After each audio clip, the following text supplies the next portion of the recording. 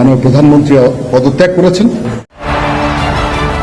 প্রধানমন্ত্রী শেখ হাসিনা পদত্যাগ করেছেন।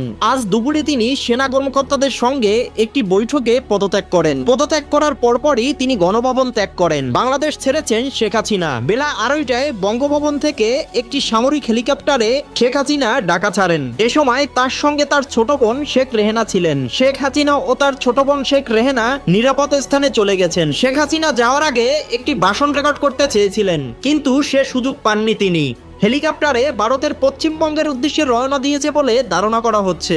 এদিকে গণভবন ছাত্র জনতার দখলে। আনন্দ উল্লাসে মেতে উঠেছে ছাত্ররা। আবারও দেশ স্বাধীন করেছে শিক্ষার্থী ছাত্র জনতা। শহরে কিংবা গ্রামে প্রতিটি অলিগলিতে আনন্দ উল্লাস করছে মানুষ।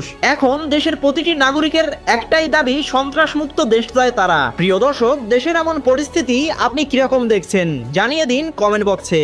এছাড়া ভিডিওটি ভালো লাগলে একটা লাইক দিয়ে চ্যানেলটি সাবস্ক্রাইব করে পাশে থাকুন।